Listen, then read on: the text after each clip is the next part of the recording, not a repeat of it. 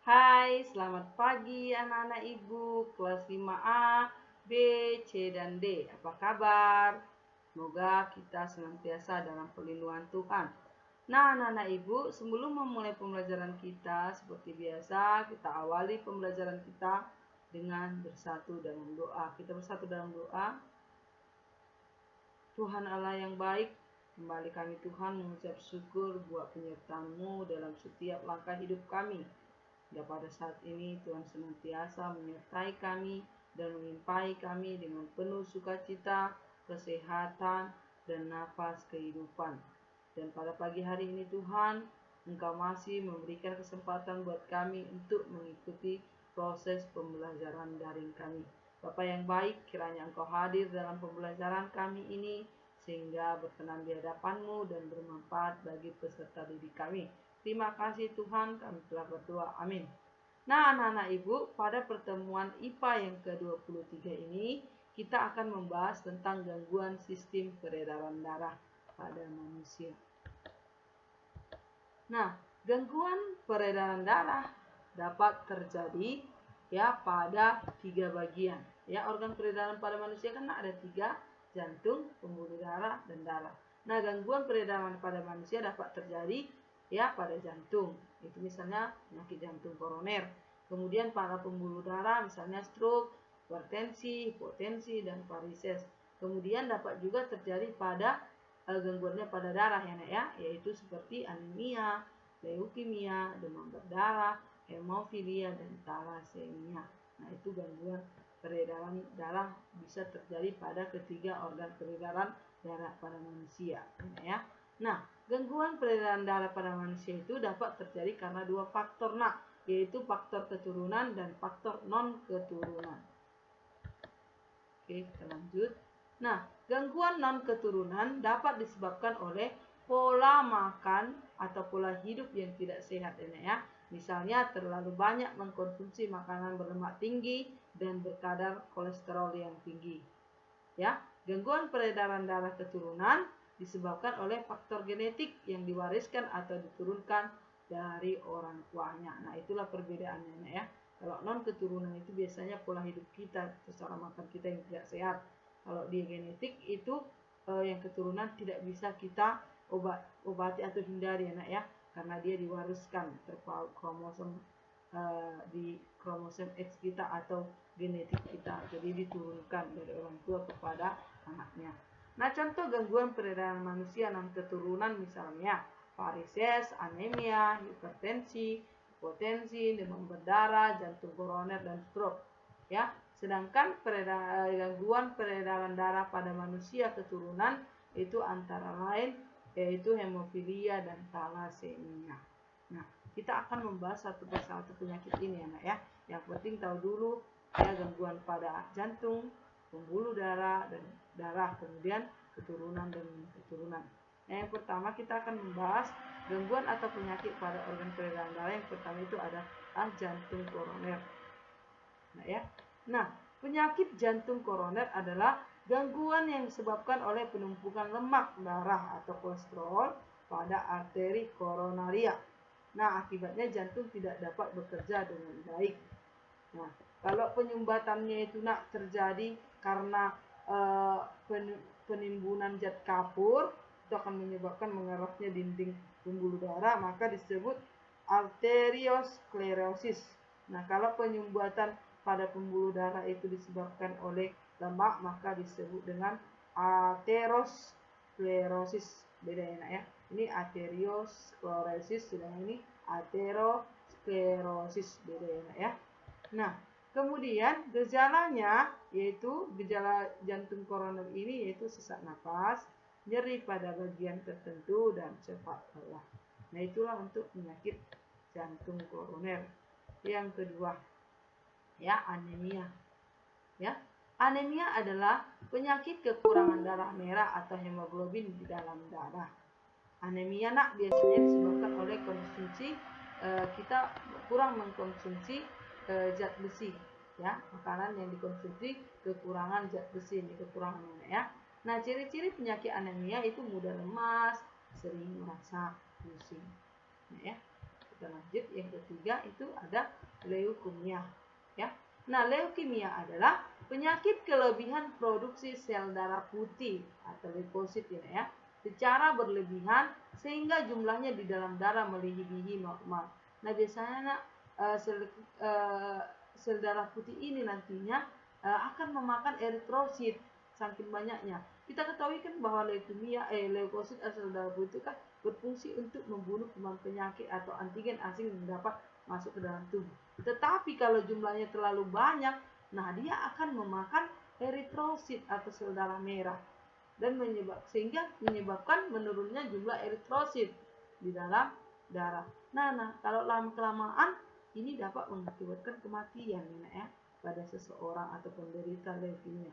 Nah, leukemia ini juga dikenal dengan sebutan kanker darah. Paham ya? Kita lanjut. Yang ketiga, hipertensi. Ya, hipertensi atau tekanan darah tinggi adalah naiknya tekanan darah yang diantaranya diakibatkan oleh penyempitan pembuluh darah. Seseorang disebut menderita hipertensi jika tekanan sistol dan diastolnya lebih dari 140 per 90 mmHg ya, milimeter Hg ya. Nah, kenapa lebih dari situ disebut hipertensi? Karena kan tekanan darah normal manusia itu 120 per 80. Jadi kalau masih sampai 140 per 90 itu masih termasuk normal ya nak, sesuai dengan umurnya. Nah ya, banyak faktornya itu. Nah, kalau udah lebih itu disebut hipertensi ya. Nah, jika terlalu tinggi dapat menyebabkan pembuluh darah menjadi pecah. Nah ya, jadi hipertensi ini harus hati-hati juga, kalau itu pecah kita bisa masuk atau bahkan menyebabkan kematian juga ya.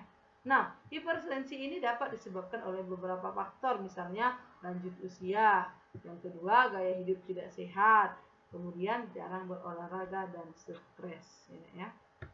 Paham ya? Kita lanjut yang kelima. Ya, hipotensi ya, kebalikan dari hipertensi.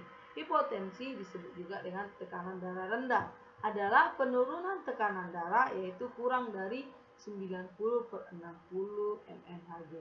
Nah, kalau normal itu kan 120 per 120 per 80 itu normalnya. Nah, kalau dia kurang dari 90 per 60 itu sudah disebut tekanan darah rendah ya. Berarti kalau kisarannya masih 100, 110 masih normal ya. Nah, hipotensi dapat disebabkan oleh faktor usia, kondisi cuaca, dan efek samping obat-obatan. Yang keenam itu ada penyakit stroke. Ya, ya. Nah, stroke adalah penyakit yang terjadi karena penyumbatan pembuluh darah di otak sehingga pembuluh darah pecah. Nah, apa akibatnya?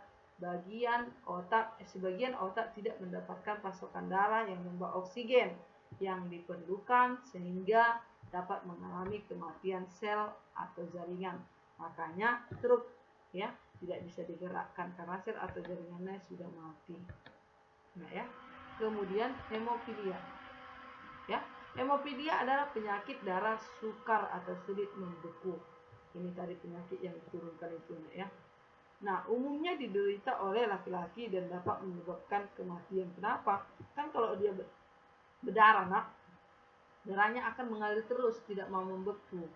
Lama-kelamaan kan penderita hemofilia itu akan kekurangan darah. Ya, akhirnya dia akan mengalami kematian. Dan umumnya dialami atau diderita laki-laki ya. Jadi contoh seperti ini ya. Kalau dia yang hemofilia itu darahnya tidak menggumpal. Ya, terus dia mengalir sehingga menyebabkan kekurangan darah dan menyebabkan kematian. Yang kedelapan adalah thalassemia, sama ini juga penyakit tadi yang keturunannya yang diturunkan dari orang tuanya atau penyakit genetik.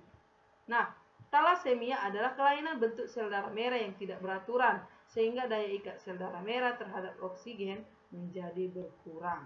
Ya, itu thalassemia.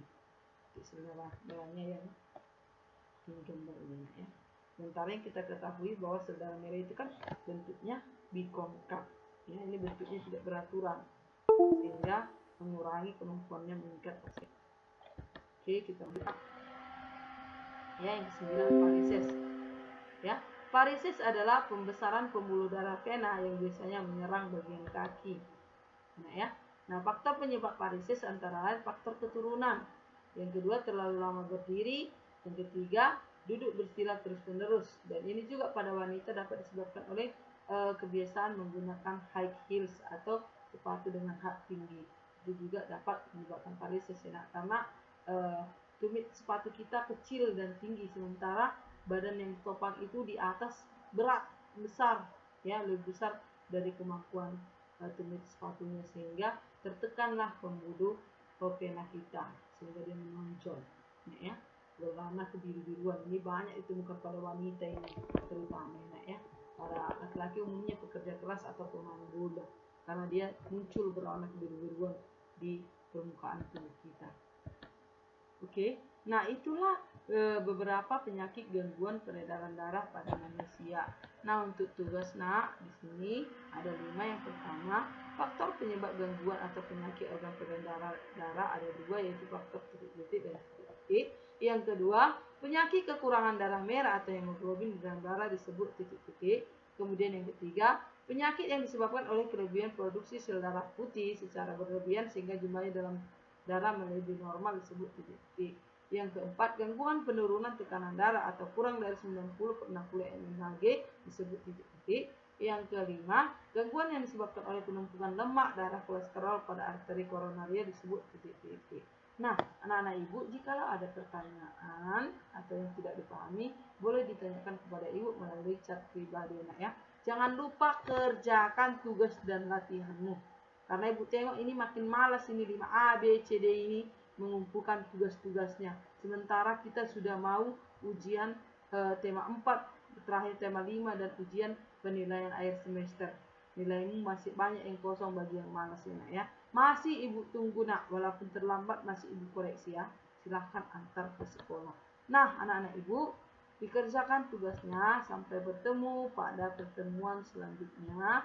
Tetap semangat ya, nak, ya, dan salam sehat. Terima kasih. Shalom.